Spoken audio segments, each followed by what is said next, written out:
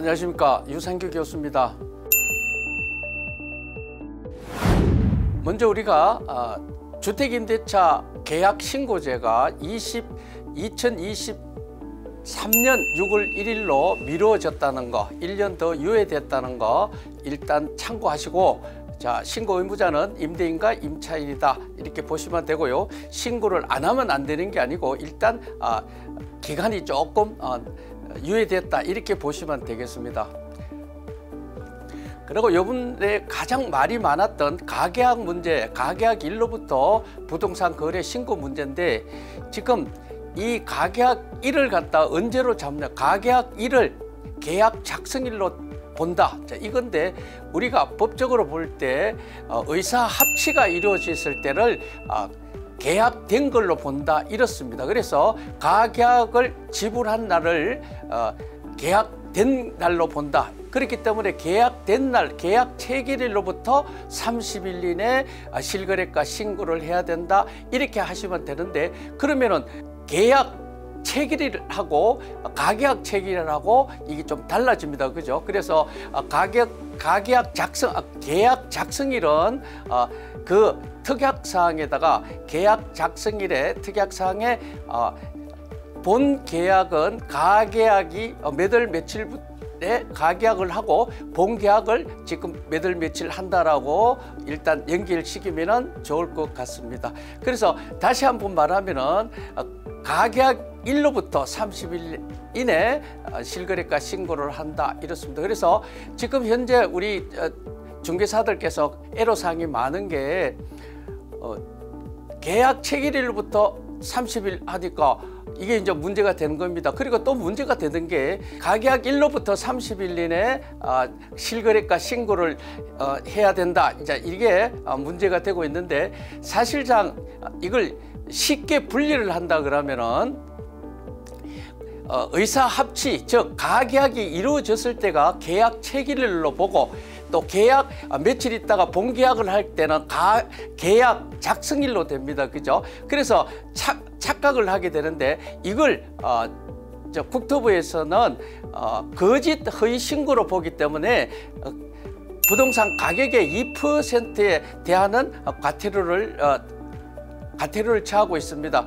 그래서 이걸 우리가 볼 때는 착오 내지 거래 신고 지연으로 보면은 과태료가 조금이라도 적게 되는데, 그래서 지금 한국공인중개사 협회에서도 지금 전국적으로 전부 파악을 하고 있고 이걸 지금 문제화 시키고 있습니다. 그래서 우리도 지금 가계약 일로부터 30일이기 때문에 일단은 제 생각으로는 가계약은 하지 말자. 일단 그렇게 말씀해 드리고 싶습니다. 자, 표시광고법도 현재 지금 한국부동산원에서 거래가 성사되고 난 뒤에 만약 매물을 내리지 않았을 경우는 과태료를 500만 원씩 부과를 하고 있습니다. 그래서 이것도 여러분들이 좀 조심해 주시기 바랍니다. 그리고 중개 실무 계약서 작성에 대해서도 이거는 수없이 이야기를 했는데 다시 이야기하면 시간이 많이 걸릴 것 같습니다. 결론적으로 우리 부동산 계약에는 초일을 산입하지 않은 것이 원칙이기 때문에 민법 제157조에 보면은 일주 월 년으로 기간을 기산할 때는 초일을 산입하지 아니한다. 그러니까 오늘 2022년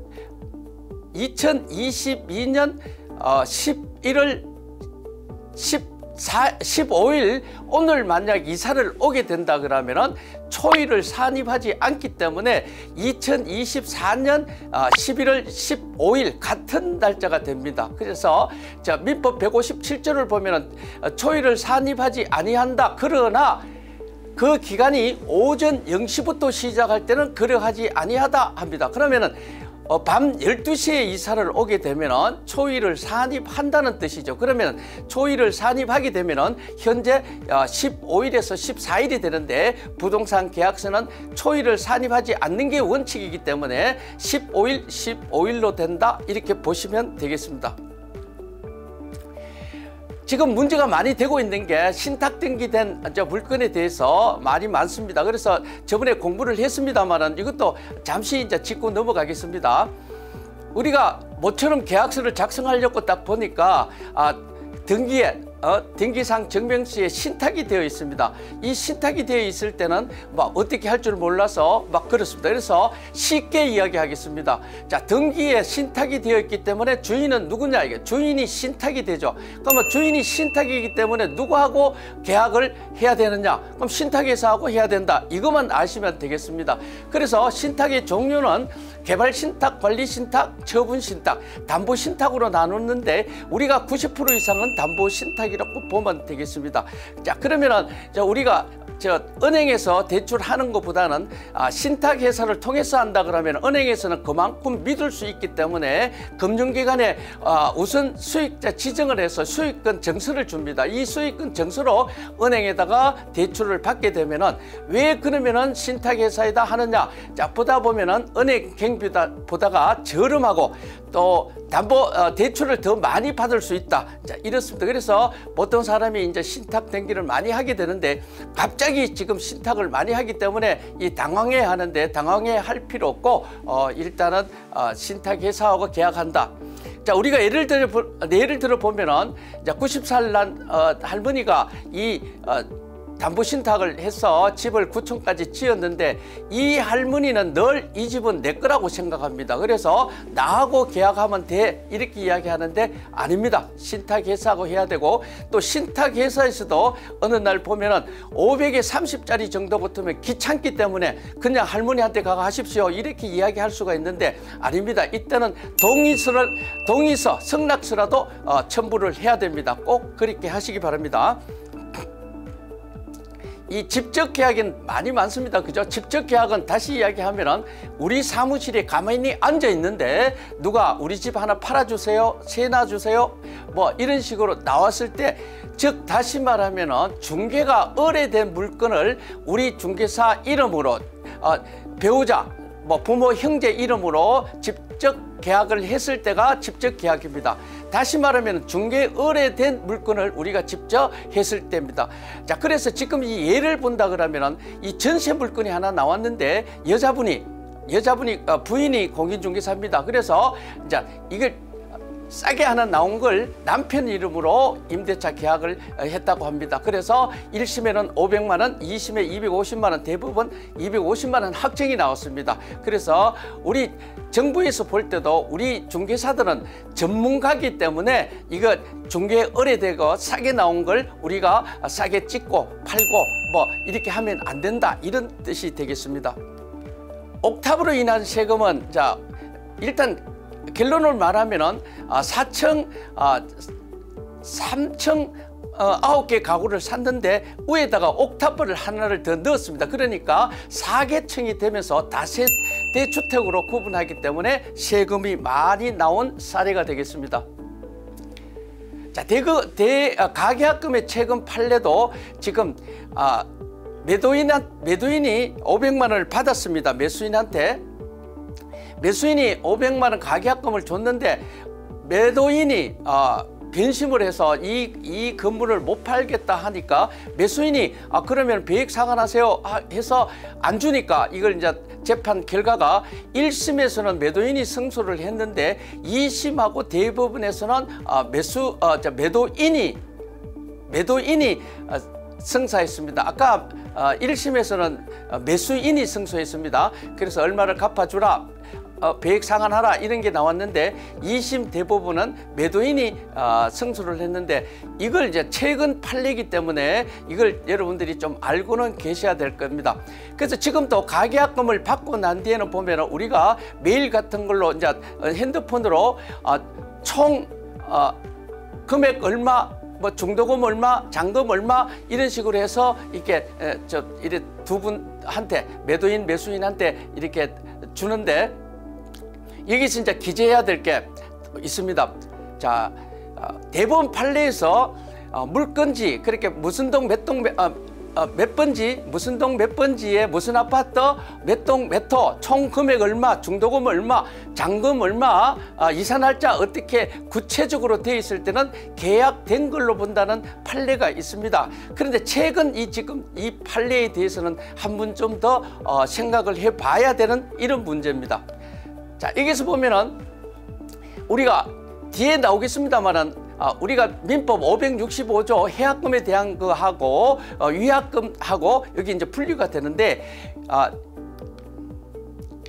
민법 565조 해약금에 대해서는 해약금 승계를 가지지만은 증거금 등 가계약금에 대해서는 이러한 규정이 없다라고 이야기합니다. 그러면 가계약금이 당연히 해약금 승계를 가지는 것으로 해약할 수 없다. 자, 이거 하고요. 뒤에 본다 그러면은 우리가 398조에 보면은 1항 당사자는 채무 불이행에 관한 손해배상액을 예정할 수 있다. 사항에는 위약금 약정은 손해배상의 예정으로 한다. 이렇게 되어 있습니다. 그래서 398조를 넣어서 자, 그러면 채무 불이행이 할 때 우리가 계약금, 중도금, 잔금할 때 계약금을 내고 565조는 계약금을 내고 중도금을 가기 전에 어느 한 사람이 배액을 상환하든지 계약금을 포기하든지 하고 이 계약을 해지할 수 있다. 이렇게 되어 있습니다. 그러면 중도금이 들어가면은 누구도 이제 중도금이 들어가면 누구도 계약을 해지할 수가 없습니다. 이거는 법을 통해야 하는데 우리가 가계약금이라든지 이걸 받았을 경우는 채무 불이행 때, 채무 불이행을 했을 때 만약 중대금을 안 주고 내가 그나마 배액을 내겠다, 안 그러면 계약금을 포기했다, 의사전달도 안 하고 그냥 채무 불이행을 했을 경우에는 어떤 누구도 지금 매도인이 그 돈을 몰수할 수는 없는 것입니다. 그래서 이 특약에 어떤 식으로 하냐면은 매도인은 가계약금의 배액을 상환하고 매수인은 가계약금을 포기하고 해지를 할 수 있고 계약 체결 후 매도인, 매수인 어느 한쪽이 계약 불이행하는 경우에는 가계약금을 위약금으로 본다는 이 특약 문구를 꼭 집어넣어야지만 우리가 몰수할 수 있다 이겁니다. 그래서 이 가계약금에 대한 요 문구를 여러분들 꼭 넣으시기 바랍니다. 두 번째 대수대필부터 한번 보겠습니다. 대수대필 같은 경우는 몇 달 전에 한 2달 전에 지금 상담실로 이제 전화가 온 상황인데요. 공인중개사 사무실에 누가 두 사람이 찾아옵니다. 찾아오면서 한 분은 장애인입니다. 여자분 장애인을 모시고 와서 사장님, 지금 우리 집이 지금 경매를 하나 받은 집이 있는데 이걸 이분한테 지금 전세를 낳으려고 하는데 지금 좀 싸게 드리려고 하고 이래서 그런데 돈도 없고 이래서 저 사장님께서 대피를 하나 해 주십시오. 그러면은 또 이 장애인 분들도 한테 사장님도 좋은 일을 하는 거 아닙니까? 이런 설득이 들어와서 처음에는 안 된다 하다가 그래서 일단은 계약을 50만 원을 준다 그래서 일단은 대수업이 50만 원을 받고 계약을 했는데 아무래도 하고 난 뒤에 의심스러울 것 같아서 직접 그 번지수로 찾아가 봤더니만은 지금 안에 누가 살고 있습니다. 그래서 누구냐 하니까 세입자랍니다. 언제 왔냐 하니까 석 달 전에 이 집에 이사 와서 1억 8천에 전세로 살고 있답니다. 자, 다시 말하면은 현재의 집에 살고 있는 사람을 이렇게 대수대필로 해서 이제 당한 이런 사건입니다. 그러고 보니까 며칠 있다가 보니까 아까 그 계약서를 대필해 달라는 사람은 그 집에 1억 8천을 은행에다 대출을 받고 어디에 사라져 버렸습니다.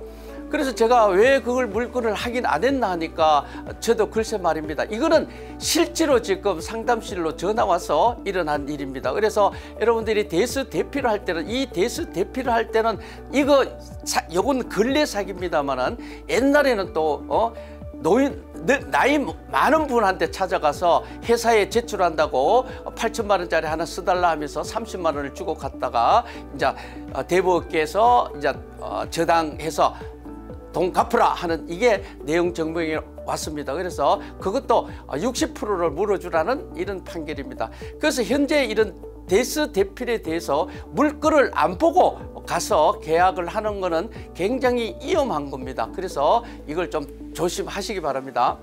제 위에 중개보수 사기에 대해서는 자, 이 집이 오늘 잔금을 치르는데 중개보수가 45만 원입니다. 45만 원인데 이 사람이 사장님 수고하셨습니다 하면서 5만 원을 더 줍니다. 5만 원을 더 주면서 식사하시라고 그렇게 안 받는다 하니까 계속 괜찮다고 했습니다. 그런데 그걸 받아서 전부 밥을 시켜 먹고 난 뒤에 한 5일 있으니까 구청에서 들어오라 합니다. 구청에 들어가니까 사장님은 가다 보수하셨습니다. 무슨 가다 보수냐, 5만 원을 밥 먹으라고 더 준 건데 우리는 실비 외에 이상에는 더 이상 어떤 돈도 더 받으면 안 된다는 거죠. 그래서 이 금액이 적기 때문에 가가 합의를 보고 오라 합니다. 그래서 합의를 보고 오려고 전화를 하니까 전화도 안 받죠. 그래서 억지로 만나서 5만 원은 돌려주고 이제 그렇게 살지 맙시다 하면서 왔는데 그래서 이제 또 구청에서는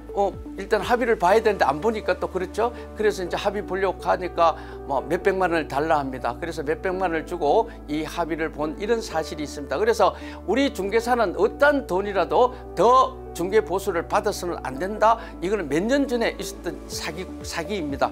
그래서 특히 우리가 초짜라 그러죠. 우리가 뭐 벤츠를 갖다 대고 지금 계약서를 잊어버렸다든지 안 그러면 대피를 해달라든지 이런 중개보수 이런 사기를 치는 이런 거 보면은 굉장히 조심을 해야 된다 이렇게 보고 있습니다. 그리고 세 번째 권리금 중개보수 이건데 어떤 사람이 상가를 하나 해서 상가 중개를 해서 3천만 원 보수를 받았습니다. 이제 받고 이제 참 굉장히 좋았는데 몇 년 있다가 한 2년 있으니까 내용 증명이 하나 날라옵니다. 그래서 가다 보수로 인해서 돈 돌려달라는 거죠. 그러면 권리금 보수 2,300만 원하고 중개 보수 700만 원인데 이걸 이제 구분해서 했어야 되는데 이분이 모르고 무조건 3천만 원을 갖다 끊었으니까 이거는 과다 보수가 되겠죠. 그래서 이 사람이 보통 보면은 처음에는 3천만 원을 준다 하더라도 큰 어떤 어려움이 없었는데 장사가 안 되기 때문에 사업이 안 되기 때문에 이제 본전 생각이 나는 거죠. 그래서 그 사람 옆에도 변호사도 있을 거고 친구 중개사도 있을 거고 법무사도 있을 거 아닙니까? 그러니까 그거는 야 가다 보수는 지금이라도 신청하면 되니까 가가 고발해라 이런 식의 민원을 집어넣게 됩니다. 그래서 이분이 이제 법을 전공한 사람이라서 선배 후배한테 조언을 얻고 해서 일단은 이겼습니다. 이겨서 했는데 그 동안에 몇 년 동안에 고생했던가 하면은 집에도 그렇고 술도 먹어야 되고 굉장히 이제 어려움이 많았습니다. 다시 우리가 이 중개업을 하면서 이런 상황이 났을 때는 권리금은 중개 대상물이 아닙니다. 권리금은 많이 받든 적게 받든 안 받든 관계가 없기 때문에 만약에 그렇다 그러면 권리금에 대한 영수증은 따로 하나 끊고 중개 보수는 따로 끊었으면 중개 보수 700만 원에 대한 거는 여기가 있기 때문에 가다 보수가 안 들어갑니다. 그죠? 그래서 권리금에 대한 보수는 중개 대상물이 아니기 때문에 법을 하더라도 우리가 이길 수가 있습니다. 우리가 상법 제41조인데요. 겸업이 아니고 경업이 맞습니다. 영업 양도인의 경업 금지. 그래 우리 자신이 중개업을 이제 매매를 한다든지 안 그러면 우리가 중개사로서 이제 다른 상가를 놔둘 때 상가를 중개를 할 때 이거는 알고 우리가 소비자들한테 이야기를 해주는 게 좋다 싶어서 이걸 여러분한테 알려드립니다.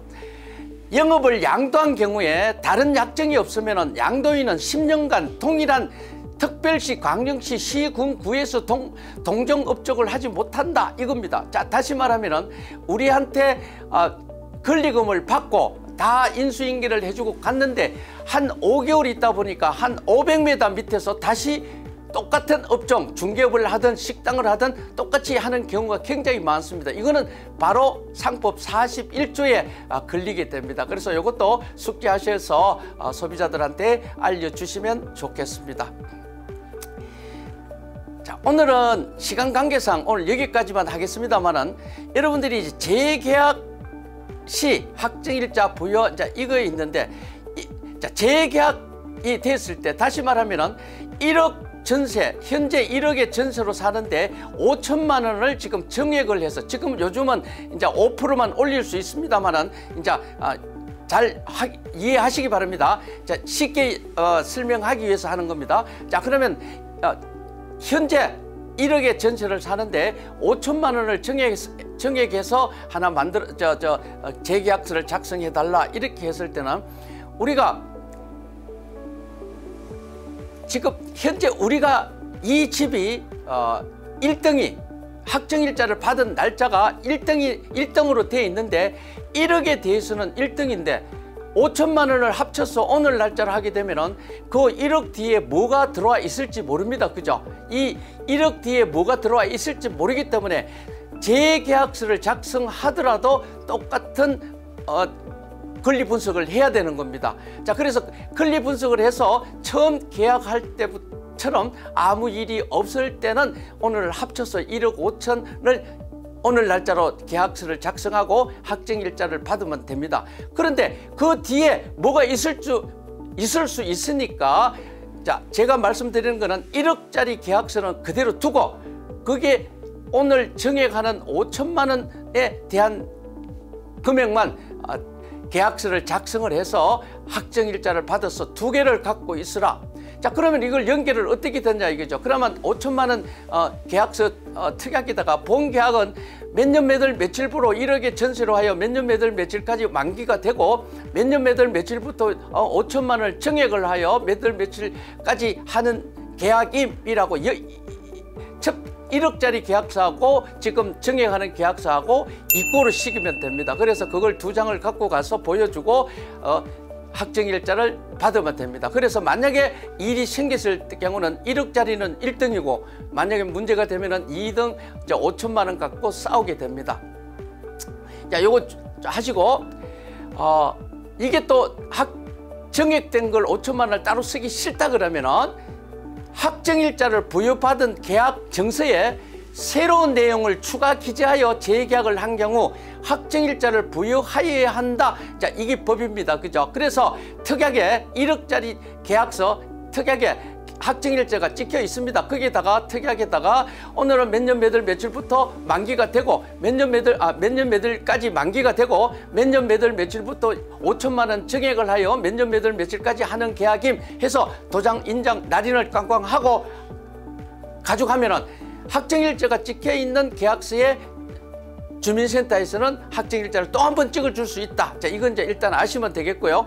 자, 그래도 이제 5천만 원 받는 것도 우리가 중개보수를 어떻게 받아야 될지 모르기 때문에 쩔쩔매는데 한 30초 정도 끌적거리고 만약에 여기다가 중개보수를 달라 하면 또 줄 사람도 없습니다. 그죠? 그래서 저는 이제 따로 5천만 원 정액된 부분을 따로 하나를 써서 확정일자를 받고 중개보수도 받으라 이렇게 권장하고 싶습니다.